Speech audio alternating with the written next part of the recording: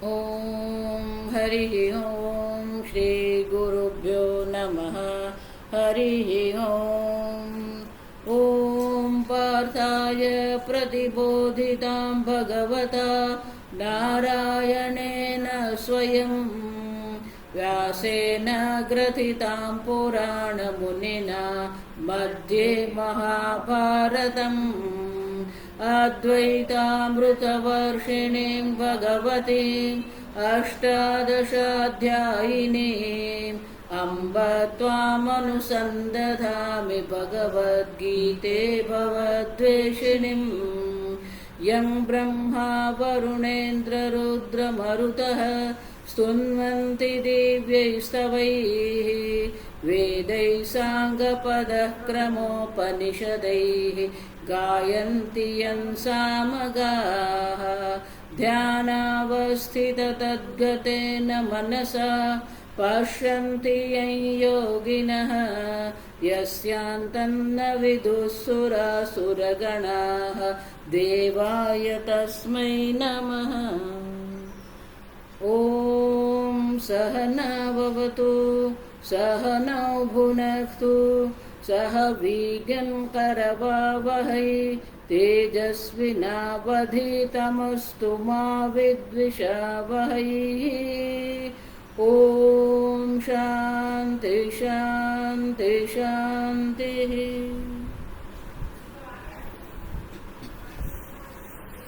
क्षेत्रज्ञं चापि मां विद्धि क्षेत्रज्ञं चापि मां विद्धि सर्वक्षेत्रेषु भारत सर्वक्षेत्रेषु भारत क्षेत्रक्षेत्रज्ञयो ज्ञानं क्षेत्रक्षेत्रज्ञयो ज्ञानं यत्तज्ज्ञानं मतं मम यत्तज्ज्ञानं मतं मम।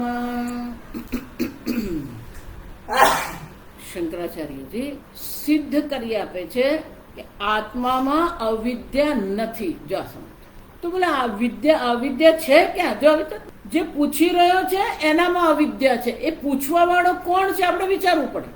પણ આત્મામાં અવિદ્યા નથી એટલે પૂર્વ પક્ષી સ્વયં સ્વીકારે છે.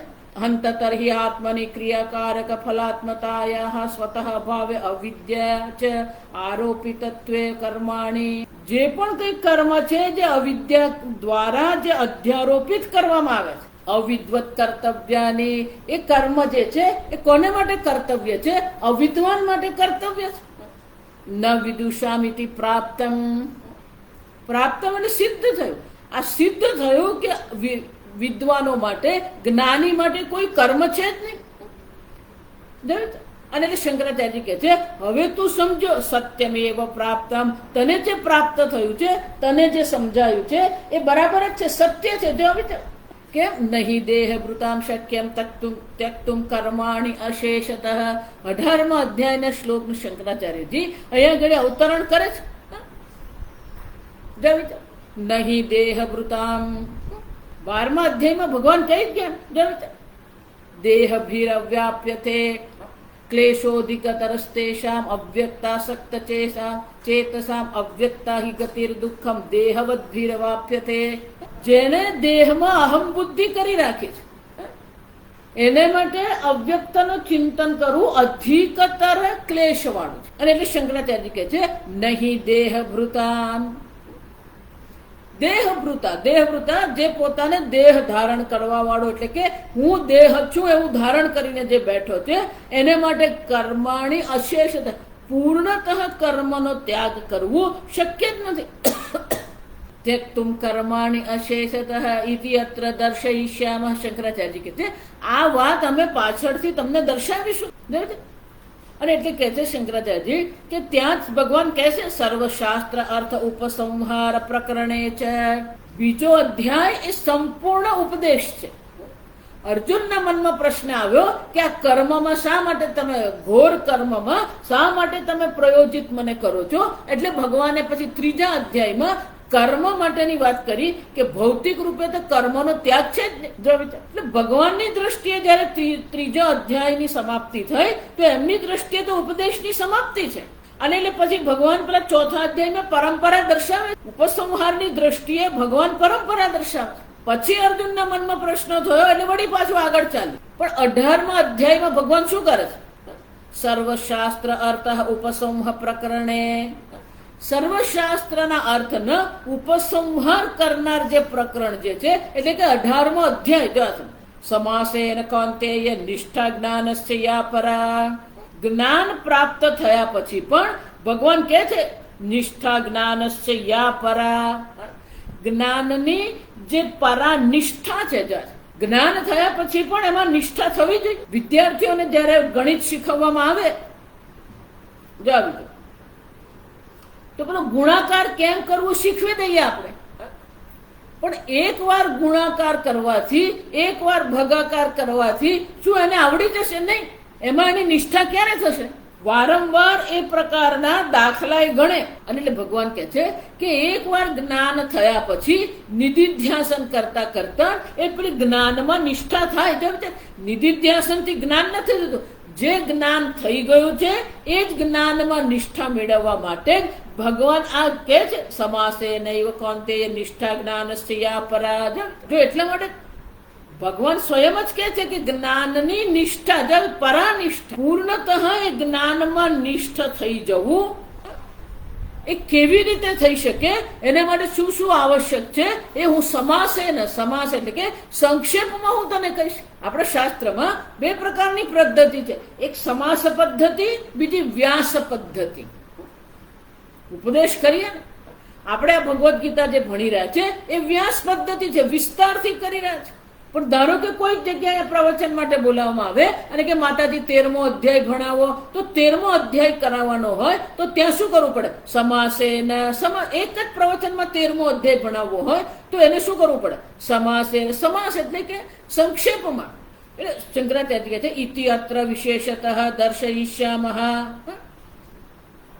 આ બધી વાત જે છે એ અમે તમને વિશેષતઃ વિસ્તારપૂર્વક અમે તમને દર્શાવીશું. અલમ ઇહ બહુ પ્રપંચેન ઇતિ ઉપસંહ્રિયતે. બહુ પ્રપંચ આપણે કર્યો, બહુ તર્ક કર્યો, અત્યારે આ બધી વસ્તુને આપણે અહીંયા અટકાવી દઈએ. જો અલમ બસ બહુત હો ગયા.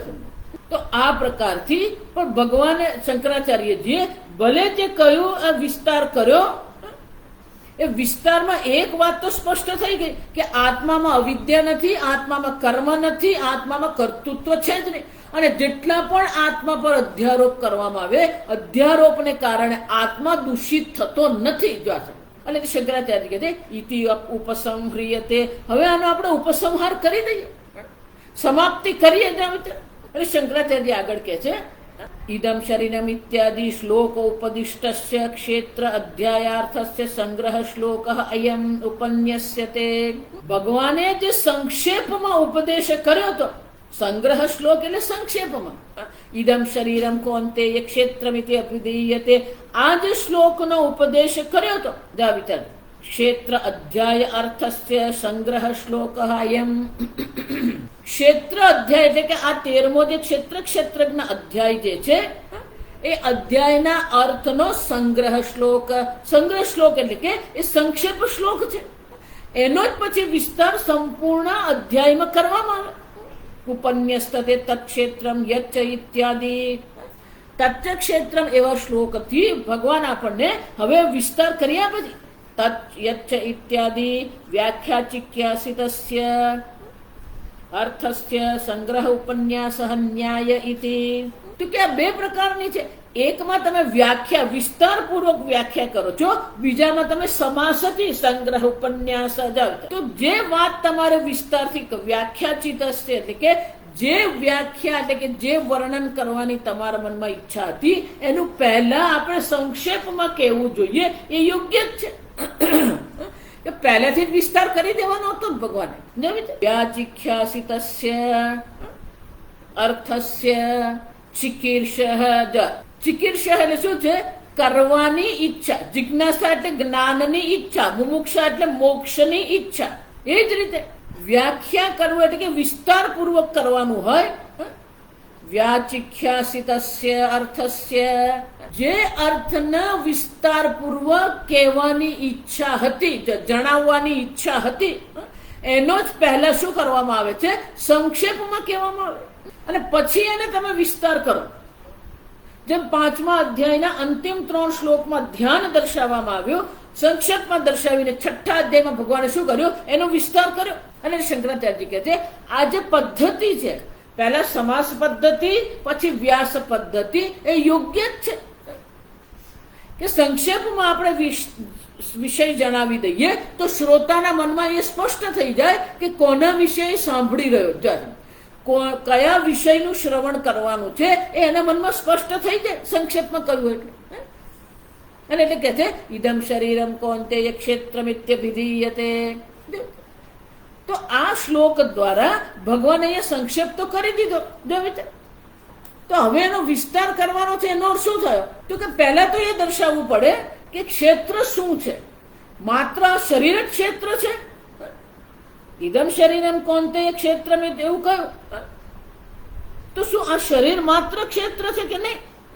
તત્ક્ષેત્ર, જેને મેં ક્ષેત્ર કીધું, જો આ સમજો, એ શું શું આ જગતમાં ક્ષેત્ર છે એ ભગવાન હવે આ શ્લોકમાં વિસ્તારથી દર્શાવે. શ્લોકમાંથી તત્ક્ષેત્રમ યચ્ચ યાદૃક્ તત્ક્ષેત્રમ યચ્ચ યદ્વિકારી યતશ્ચ યત યદ્વિકારી યતશ્ચ યત સચયો યત પ્રભાવશ્ચ સચયો યત પ્રભાવશ્ચ તત્સમાસેન મે શૃણુ તત્સમાસેન મે શૃણુ.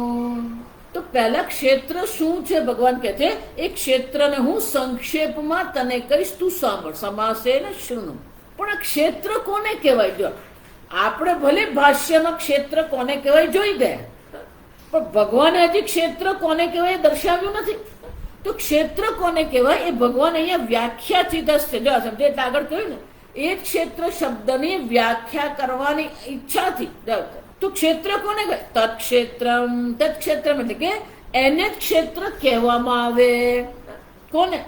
યચ્ચ યાદૃક. બહુ મજાનો શ્લોક છે. યદ વિકારી, તો યદ યાદૃક, જે જેવું છે. યાદૃક, જો સમજો, જેવું છે એનો શું થયો? જેવા પ્રકારનું આપણે એને ગ્રહણ કરીએ છીએ.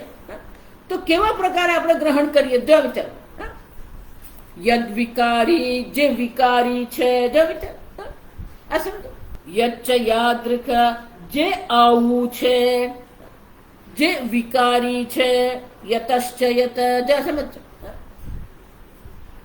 આ બહુ સરસ છે. યતશ્ચ યત, જેમાંથી આ બધું ઉત્પન્ન થયું. સચ યહ યત પ્રભાવશ્ચ, અને આ જેનો પ્રભાવ છે. જો સમજો, તત્ક્ષેત્ર, એ ક્ષેત્ર જે આવા પ્રકારનું છે, જે વિકારી છે, જેમાંથી તે આવ્યું છે, તે જે છે. સચ યહ, એનો જે પ્રભાવ છે તે હું તને સમાસમાં એટલે કે સંક્ષેપમાં જણાવીશ. ભગવાન આવું આ બધું યચ્ચ યાદૃક્ યદ વિકારી યતશ્ચ યત, આ બધું યતશ્ચ યત શું કરો? શંકરાચાર્યજી આપણને દર્શાવે છે. યદ નિર્દિષ્ટમ ઇદમ શરીરમિતિ તત્ શબ્દેન પરામૃશતિ. સામાન્ય રીતે આપણે જ્યારે વાત કરીએ જે અને તે, યત તત, યેન તેન, તો પહેલું કયું આવે? યત આવે, પછી તત આવે. પણ એ તો પહેલું જ પેલું તત્ક્ષેત્ર. તો તત્ક્ષેત્ર કેવી રીતે કહેવાય? પહેલું તો કયું આવવું જોઈએ? યત આવવું જોઈએ. શંકરાચાર્યજી કહે છે એ યત આવી ગયું. ક્યારે? નિર્દિષ્ટમ ઇદમ શરીરમ, જેને આ શરીરથી, આ શરીર એવો નિર્દેશ કરેલો. તત્ક્ષેત્રમ, તે ક્ષેત્ર. જો એટલે ગીતામાં આગળ શું, પહેલા પૂર્વ શું કહ્યું, પછી શું કહે છે, આ બધું જ સમજવું પડે તો ગીતા સમજે. અને શંકરાચાર્ય આપણે કહે છે ઇદમ શરીર તરીકે જેનો નિર્દેશ કરવામાં આવ્યો છે એ જ શરીરને અહીંયા ભગવાન શું કહે છે? તત્શબ્દેન પરામૃશતિ. તત્શબ્દ દ્વારા પરામૃશતિ એનો સંકેત કરે. તત્ક્ષેત્રમ. ઘણી વાર આપણે કોઈક લોકોને મળીએ ને, તો આગળ આપણે એની સાથે કંઈક ચર્ચા થઈ ગઈ હોય, કોઈક વિષયની ચર્ચા આપણે પહેલા કરી હોય, પછી બીજી વાર મળે ત્યારે શું કહ્યું? તને પેલું કહ્યું હતું ને, આપણે આ પ્રકારથી ચર્ચા કરતા જ હોઈએ છીએ. પેલું તને કહ્યું હતું, that I was talking, that means what? Already you were talking something. એટલે શંકરાચાર્ય કહે નવી વસ્તુ અહીંયા નથી. જે શરીરનો ઇદમ તરીકે પ્રયોગ કરવા, ઇદમ તરીકે નિર્દેશ કરવામાં આવ્યો, એનો જ સંકેત અહીંયા શું કે છે? તત્ક્ષેત્રમ. જે પેલું ક્ષેત્ર છે, જે ઇદમ શરીર છે, એ કેવું છે? યચ્ચ ઇદમ નિર્દિષ્ટમ. જેનો ઇદમ તરીકે નિર્દેશ કરવામાં આવ્યો તો એનો જ અહીંયા આગળ તત્ તરીકે નિર્દેશ કર્યો છે. ક્ષેત્રમ તદ યાદૃક. યાદૃક જૈસા હે. અંગ્રેજીમાં શું કહેવાય? અરે સંસ્કૃત જૈસા હે હિન્દીમાં જેવું છે. જેવું છે એટલે શું? સ્વકીયૈ ધર્મૈ. એના પોતાના ગુણધર્મ છે, પોતાના ગુણધર્મ વાળો એ છે. આ શરીર જે ક્ષેત્ર છે એ જેવા પ્રકારનું છે. ચ શબ્દ સમુચ્ચાયાર્થ. ચ શબ્દ દ્વારા શું કરે છે? એ પેલો સમૂહ દર્શાવે છે. યદ વિકારી યહ વિકાર યસ્ય. જેનો વિશેષ પ્રકારથી વિકાર થઈ રહ્યો છે. તદ યદ વિકારી યતઃ યસ્માત તત્કાર્યમ ઉત્પદ્યતે ઇતિ વાક્યશેષ. જે જેવા ગુણધર્મ વાળું છે, જેને જે વિકારી છે, એટલે કે જે ઉત્પાદ્યતે, જેની ઉત્પત્તિ કરવામાં આવી છે, જેનું સર્જન કરવામાં આવ્યું છે, એટલે કે કાર્ય. એને શું કહેવાય? કાર્ય. સહ ચ યહ ક્ષેત્રજ્ઞ નિર્દિષ્ટ. યદ ક્ષેત્રમ યચ્ચ યદ વિકાર યાદૃકમ યદ વિકારી ચ તત.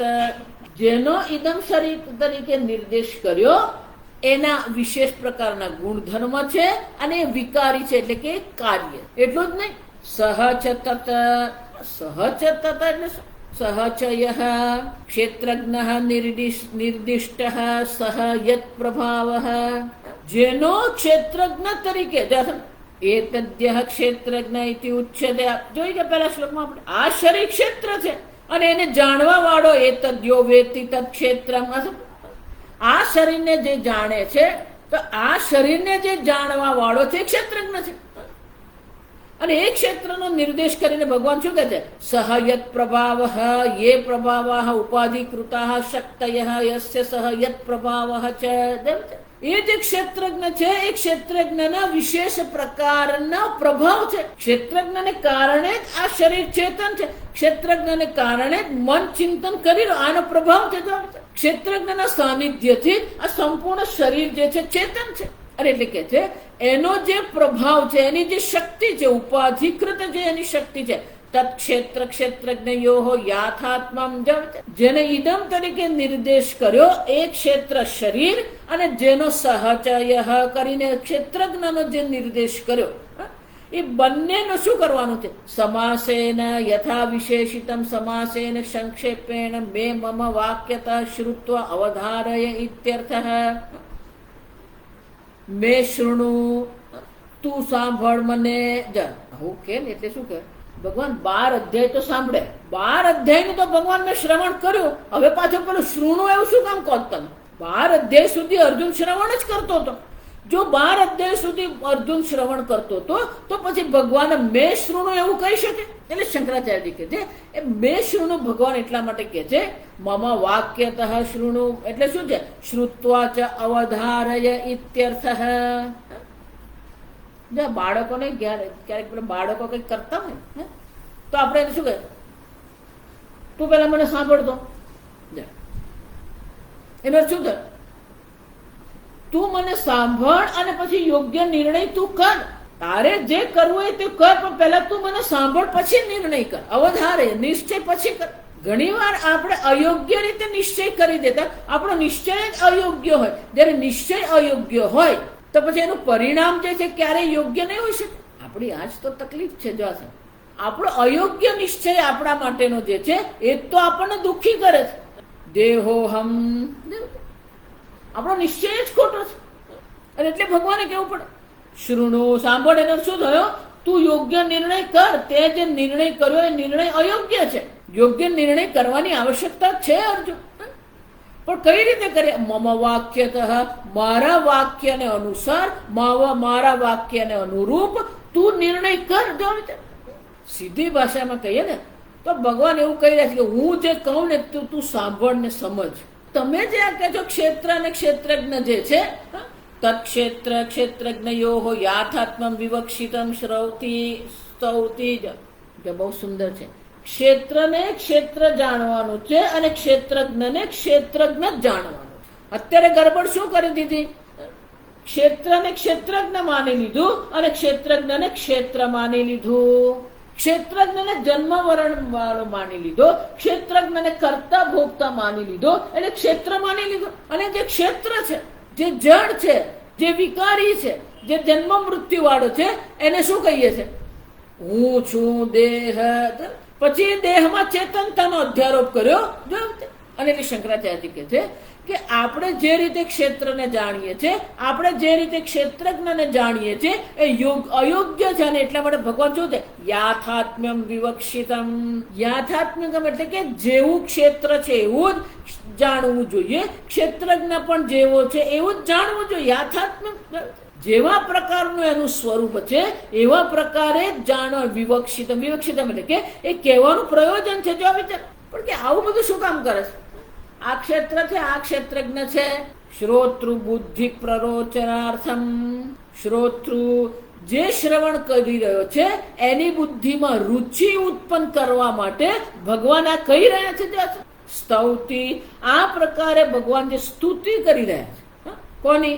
યાથાત્મ વિવક્ષિત. યોગ્ય જ્ઞાન આવશ્યક છે, યાથાત્મ સમજાવે છે. અને એની જ સ્તુતિ ભગવાન અહીંયા કરી રહ્યા છે કે અર્જુન આ હું જે જ્ઞાન તને કહું છું એક અને બે લોકો જાણે છે એમ નહીં. આ જે ક્ષેત્રજ્ઞનું યોગ્ય જ્ઞાન છે એ જ્ઞાન ફક્ત મારી પાસે છે એવું નથી. મારો કોપીરાઇટ નથી. આજકાલ જે કરે ને બધા મહાત્માઓ પેલા યોગ કરાવે પછી યોગની કોપીરાઇટ કરે. ભગવાન કહે છે આ જે જ્ઞાન યથાર્થ સ્વરૂપનું જે જ્ઞાન જે છે એ જ્ઞાનની સ્તુતિ કરે. શાના માટે? કે શ્રૌત જે છે, શિષ્ય જે છે એના મનમાં રુચિ ઉત્પન્ન થાય. તો ભગવાન શું કહી રહ્યા છે? જો આ બધા શ્લોકો જે છે ને એમાં કઈ વિશેષતા નથી. પછી આવશે બધું અમાનિત મદંબી. ઋષિભીર બહુધા ગીતમ, ઋષિભીર બહુધા ગીતમ, છંદોભીર વિવિધૈઃ પૃથક, છંદોભીર વિવિધૈઃ પૃથક, બ્રહ્મસૂત્ર પદૈશ્ચૈવ, બ્રહ્મસૂત્ર પદૈશ્ચૈવ, હેતુમદ્ભિર્વિનિશ્ચિતૈઃ, હેતુમદ્ભિર્વિનિશ્ચિતૈઃ. આ ક્ષેત્ર અને ક્ષેત્રજ્ઞ જુદી યાથાત્મ જ્ઞાન જે છે. ઋષિભિઃ બહુધા ગીતમ. ઋષિભિઃ એ કોણ ઋષિ? વશિષ્ઠાદિભિઃ. આજકાલના ઋષિ નહીં જા સમજો. લોકો પોતાને આગળ ઋષિ લગાવી દે. લોકો એવા પ્રકારના પોતાના માટે શીર્ષક બનાવતા હોય ને, સદગુરુ. તને કોણ સદગુરુ કીધું? જગતગુરુ. 1008 જગતગુરુ. ઋષિ કોને કહેવાય? ઋષંતિ જાનંતિ ઇતિ ઋષયઃ. જે આ વેદના જાણકાર છે, જેને આ વેદના મંત્રોનું સ્ફુરણ થયું છે એને ઋષિ કહેવાય. 5 પુસ્તક વાંચી લીધા, 5 યોગાસન કરી એટલે ઋષિ બની ગયો. જેનું મન એટલું શાંત છે, પ્રશાંત છે, જેનું મન એટલું શુદ્ધ છે, એટલું નિર્મળ છે કે જેને આ મંત્રનું સ્ફુરણ થાય છે એને ઋષિ કહેવાય. એટલે શંકરાચાર્ય કહે છે કોણ ઋષિ છે? વશિષ્ઠાદિભિઃ ઋષિભિઃ. વશિષ્ઠ મુનિ, વિશ્વામિત્ર, વશિષ્ઠ, યાજ્ઞવલ્ક, પીપલાદ, જેમણે પોતાનું જીવન આ મંત્ર ચિંતનમાં જ સમર્પિત કરેલું. આપણે તો મંત્ર ચિંતન ને પેલો મંત્ર જપ કરવાનું એ અઘરું પડે આપણને. કે માતાજી આ મંત્ર જપ કરો, એક માળા કરો પછી ઊંઘ આવી જાય. મંત્રનો જપ કરવો જ અઘરું છે આપણા માટે, કઠિન છે આપણા માટે. તો પેલો મંત્રનું ચિંતન કરવું તો બહુ દૂરની વાત થાય. આ સમજો બરાબર. ટીકાની વાત નથી પણ યાથાત્મની વાત છે. જે જેવું હોય એવું આપણે પ્રગટ કરવું જોઈએ. સ્વામીજી એને માટે શબ્દ પ્રયોગ થયો, ઇન્ટેલેક્ચ્યુઅલ ઓનેસ્ટી. એકવાર સ્વામીજી અમેરિકા એરપોર્ટ પર ગયા. એટલું એરપોર્ટ નાનું હતું એટલે શું થાય? પેલું તમારે સીડીથી ઉતરીને પછી ચાલીને જવાનું હોય. નાનું એરપોર્ટ હોય એટલે ચાલીને જવાનું. એટલે અમેરિકા ગયા, પેલો નાના એરપોર્ટ પર હતો એટલે સ્વામીજી ઉતરીને પછી ચાલીને જતા. તો પેલો કોઈ બીજો અમેરિકન ઉતર્યો ને એને સ્વામીજીને જોયા. એટલે સ્વામીજી પાસે જઈને કે સ્વામીજી આર યુ ગુરુ? નો, આઈ એમ નોટ ગુરુ, આઈ એમ સંન્યાસી. જો સમજો, હું સંન્યાસી છું, હું ગુરુ નથી. નો, બટ યુ આર નોટ ગુરુ. નો, આઈ એમ નોટ ગુરુ. દેન હુ ઇઝ ગુરુ? એટલે છોડે નહીં. જો એટલે સ્વામીજી કે from the standpoint of my student I am guru, from the standpoint of the daughter she is a mother. એટલે સ્વામીજી કહે there is no universal mother. કોઈ વૈશ્વિક માતા નથી. પુત્ર છે, પુત્રી છે તો એની દ્રષ્ટિએ માતા છે, પણ એ તો એક વ્યક્તિ છે ને. એમ મારા શિષ્ય છે તો શિષ્યની દ્રષ્ટિએ હું ગુરુ છું, પણ મારી દ્રષ્ટિએ તો હું સંન્યાસી છું. વશિષ્ઠાદિભિઃ ઋષિભિઃ બહુધા ગીતમ બહુ પ્રકારમ. ગીતમ કથિતમ, ગીતમ એટલે મંજીરા નહીં મંગળ, કથિતમ. આ ક્ષેત્ર જે પ્રકારનું ક્ષેત્ર છે, જે પ્રકારનું વિકારી ક્ષેત્ર છે અને જે પ્રકારના ક્ષેત્રજ્ઞનો પ્રભાવ છે એ સારી રીતે એનું શું કરે? ઋષિભિઃ બહુધા ગીતમ, અનેક પ્રકારથી ઋષિઓ દ્વારા એનું ચિંતન કરવામાં આવ્યું છે, એનું વર્ણન કરવામાં આવ્યું છે, એનો ઉપદેશ કથિત એટલે એનો ઉપદેશ કરવામાં આવ્યો. છંદોભિઃ છંદાંસી ઋગાદીની તૈઃ છંદોભિઃ વિવિધૈઃ. છંદોભિઃ છંદાંસી ઋગાદીની. ઋગ્વેદ આદિ જે છે ને છંદ પણ કહેવામાં આવે. આ સમજો કેમ? એ છંદબદ્ધ છે એટલા માટે શું કહેવાય? છંદોભિઃ. ઋગાદીની તૈઃ છંદોભિઃ. ઋગ્વેદ, યજુર્વેદ, સામવેદ, અથર્વવેદ આ વેદો દ્વારા પણ વિવિધૈઃ નાના પ્રકારૈઃ. નાના પ્રકાર એટલે શું? તમારો ક્ષેત્રજ્ઞ અનેક પ્રકારનો છે, લાલ, પીળો, લીલો, અનેક પ્રકારથી. જો સમજો એનો અર્થ શું થયો? અનેક પ્રક્રિયાઓ દ્વારા, અનેક પ્રકારની ઉપદેશની પ્રક્રિયાઓ દ્વારા એનું નિરૂપણ કરવામાં આવ્યું છે. તૈત્રીય ઉપનિષદ જોઈએ, પંચકોશ વિવેકની પ્રક્રિયા છે. છાંદોગ્ય કાર્યકારણની વિવેક, કાર્યકારણ પ્રક્રિયા છે. તો અનેક પ્રકાર એટલે કે અનેક પ્રકારની ઉપદેશની પ્રક્રિયાઓ છે. પૂજ્ય સ્વામીજીનું પુસ્તક છે ટ્રેડિશનલ ટીચિંગ, કે શાસ્ત્રમાં અધૃત દૃશ્ય વિવેક, કાર્યકારણ પ્રક્રિયા, પંચકોશ પ્રક્રિયા, અવસ્થાત્રય પ્રક્રિયા, અનેક પ્રકારથી એટલે કે અનેક પ્રકારની પ્રક્રિયાઓ દ્વારા શું કરવામાં આવે? પૃથક વિવેકતઃ ગીતમ. પેલો આગળ કીધું ને બહુધા ગીતમ, એ જ ગીતમ શબ્દ ક્યાં લાવવો પડે? છંદો. ઋષિભિઃ બહુધા ગીતમ, એ જ પ્રકાર શું છે? છંદોભિઃ વિવિધૈઃ પૃથક ગીતમ. પૃથક એવું શું કામ કરતું?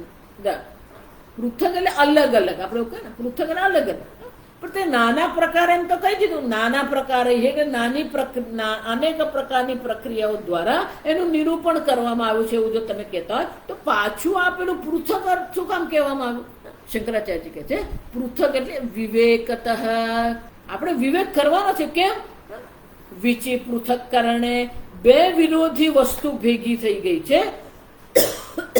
જ્યારે એ મિશ્રિત થઈ ગયું હોય તો એને પછી શું કરવું પડે? અલગ કરવું પડે.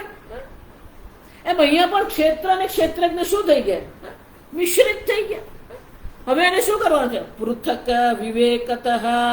સંપૂર્ણ વેદાંત શું છે? તત્વ વિવેક પ્રકાર વક્ષ્યામઃ. તત્વબોધનો આરંભ ત્યાંથી થાય કે તત્વના વિવેકના જશે.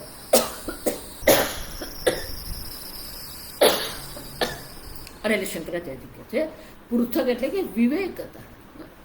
વિવેક કરવાનો છે, કારણ કે બે ભેગા અન્ય અધ્યાસ થઈ ગયો છે. ક્ષેત્રના ગુણધર્મ ક્ષેત્રજ્ઞ પર આવી ગયા, ક્ષેત્રજ્ઞના ગુણધર્મ ક્ષેત્ર પર આવી ગયા. અને તો શું કરવું પડે? વિવેક કરીને બેને અલગ કરવો પડે.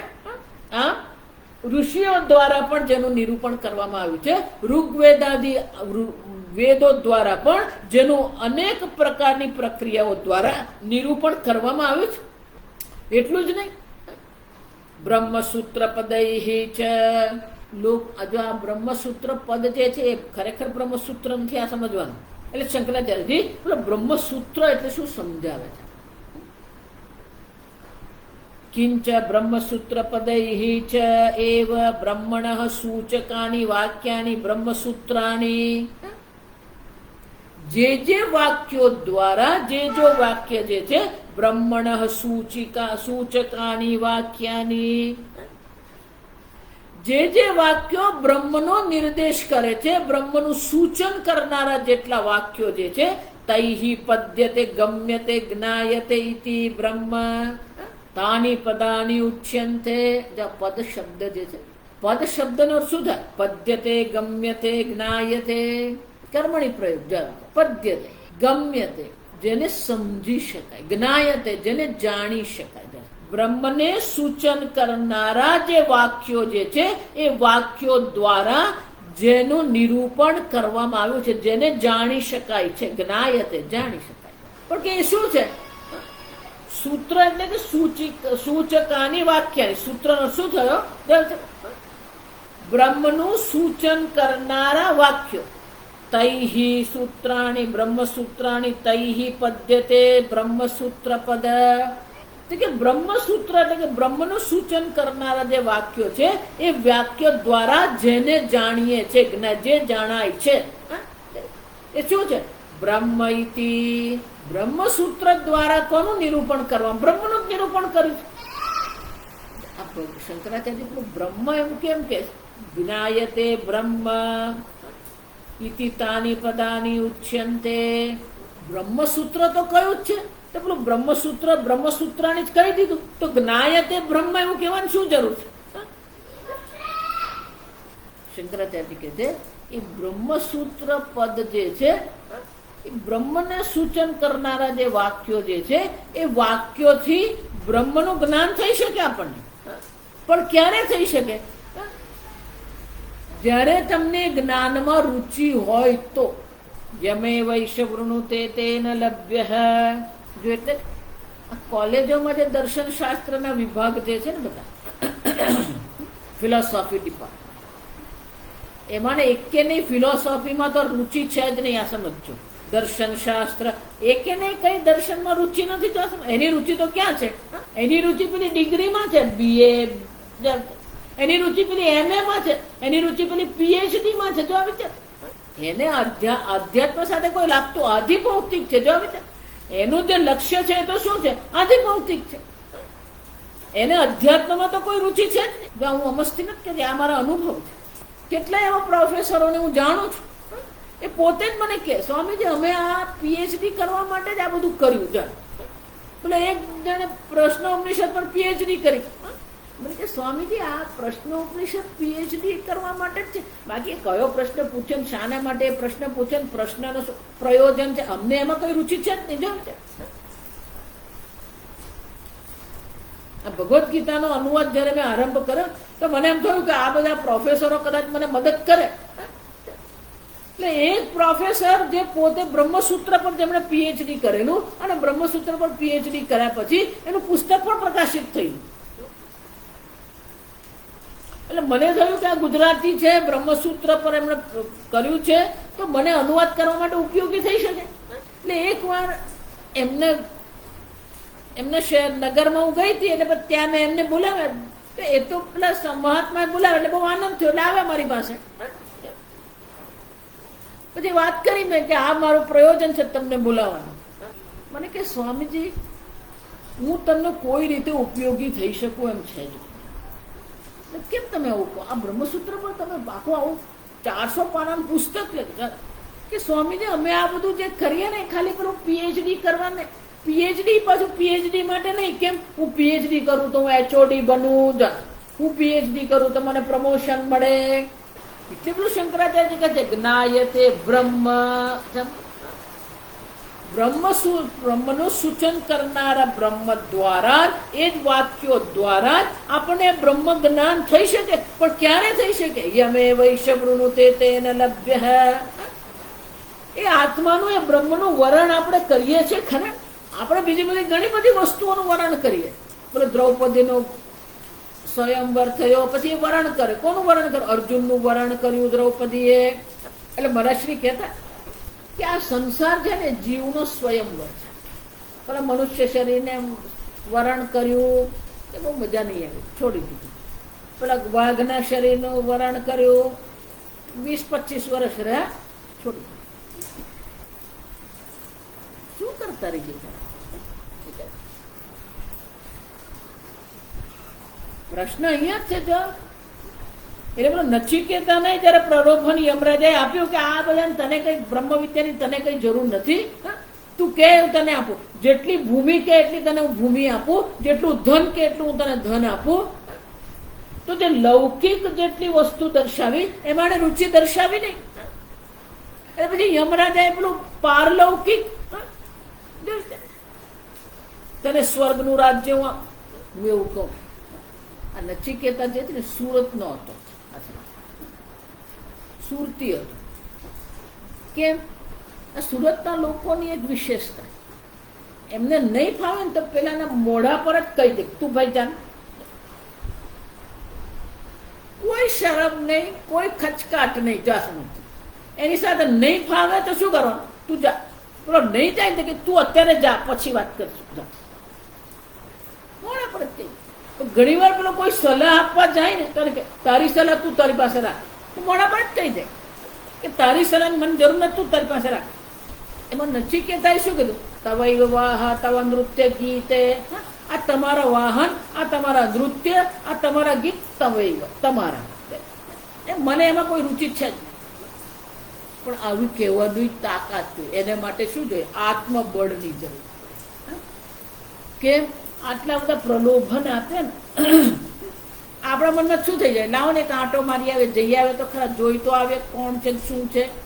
આપણું મન એમાં સરકી જાય છે. એટલે શું થઈ જાય? પેલો આત્માનું વરણ થાય જ નહીં. જો સમજો પેલી બીજી બધી વસ્તુનું જ વરણ થયા કરે. અને તે શંકરાચાર્ય કહે છે બ્રહ્મસૂત્રાણી, જ્યાં સમજો તૈહિ પદ્યતે, એ બ્રહ્મસૂત્રો દ્વારા જેને જાણવામાં આવે છે શું છે? બ્રહ્મ ઇતિ તાની પદાની ઉચ્યંતે. જે પદો દ્વારા આપણને બ્રહ્મનું જ્ઞાન થાય છે. તૈહિ એવ ક્ષેત્ર ક્ષેત્રજ્ઞ યાથાત્મમ ગીતમિતિ અનુવર્તતે. શંકરાચાર્ય કહે છે અહીંયા પણ શું કહેવાનું? બ્રહ્મસૂત્ર પદૈહિ ચ ગીતમ ઇતિ અનુવર્તતે. અનુવર્તતે કે એને અહીંયા પાછળ લાવવાનું છે. બ્રહ્મસૂત્ર પદૈહિ ગીતમ.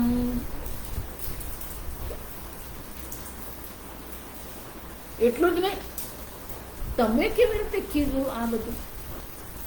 આત્મા ઇતિ એવ ઉપાસીત ઇત્યાદિભિઃ બ્રહ્મસૂત્ર પદૈઃ આત્મા જ્ઞાયતે. ઉપનિષદનું વાક્ય દર્શાવે છે. આત્મા ઇતિ એવ ઉપાસીત, આ બ્રહ્મ આત્મા છે એ પ્રકારે જ તું ઉપાસના કર. કેમ? ઇત્યાદિભિઃ બ્રહ્મસૂત્ર પદૈઃ આત્મા જ્ઞાયતે. આ બ્રહ્મનું નિરૂપણ કરનારા જેટલા પણ પદ છે એના દ્વારા જે જણાઈ રહ્યું છે તો શું છે? આત્મા છે. ખરેખર આપણે બ્રહ્મનું વર્ણન નથી કરવાનું, ખરેખર આપણે ઈશ્વરનું વર્ણન નથી કરવાનું. જેનું વર્ણન કરવાનું છે આત્મા છે, હું. પણ આપણે જે હું નું વર્ણન કરીએ છીએ ને એ હું કેવો છે? સાપેક્ષિક છે. હું એન્જિનિયર, હું ડોક્ટર, હું માતા, હું પિતા, હું યુવાન, હું વૃદ્ધ. જો શુદ્ધ સ્વપ્રકાશ ચૈતન્ય જે છે એનું વર્ણન આપણે કરવાનું. આત્મા એવ, જો સમજે એવ શું છે? ભારપૂર્વક.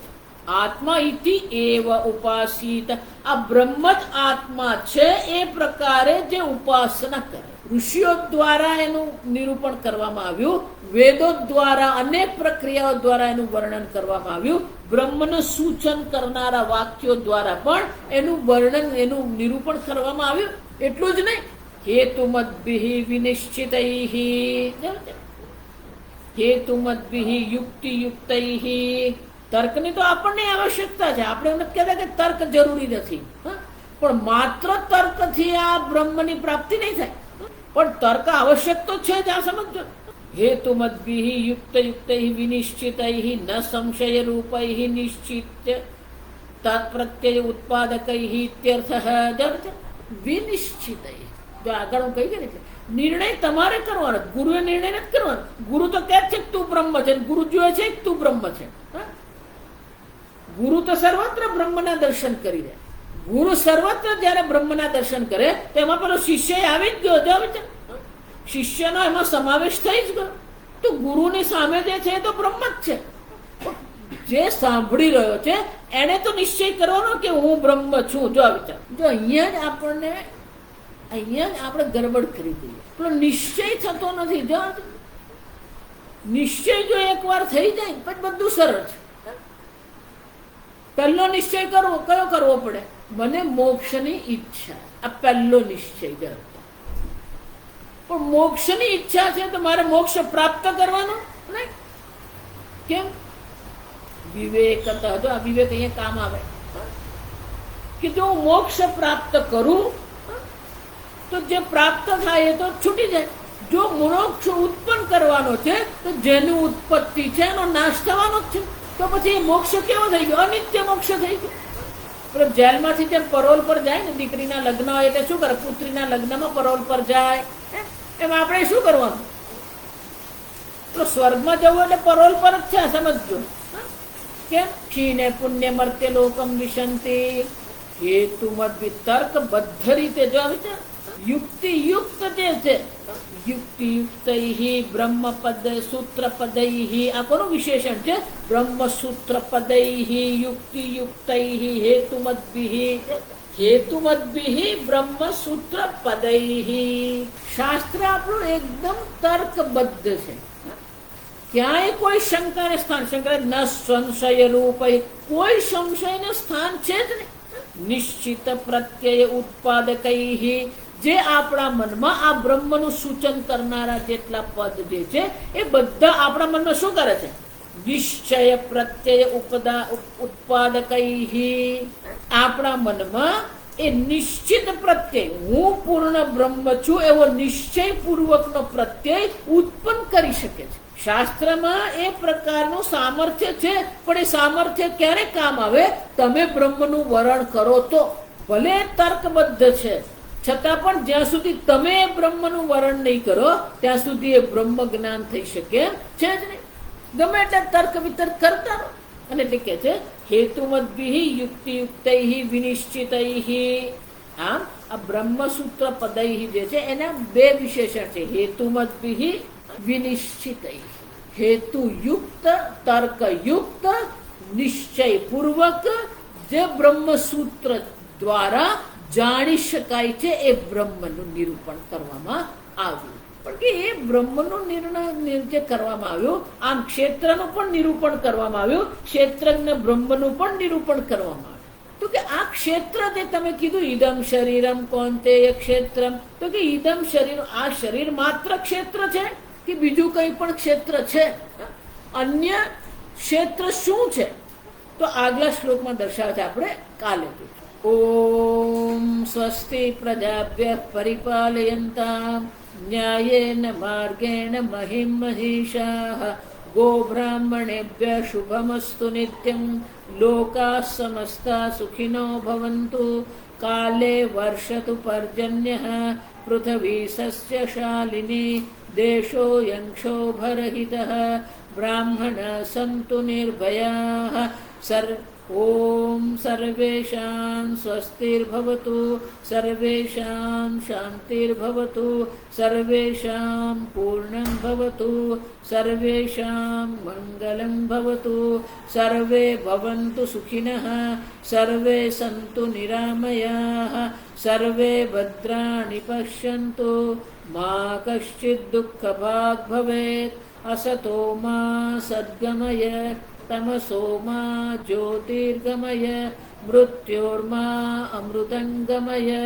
ઓમ પૂર્ણમદઃ પૂર્ણમિદં પૂર્ણાત પૂર્ણમુદચ્યતે પૂર્ણસ્ય પૂર્ણમાદાય પૂર્ણમેવાવશિષ્યતે.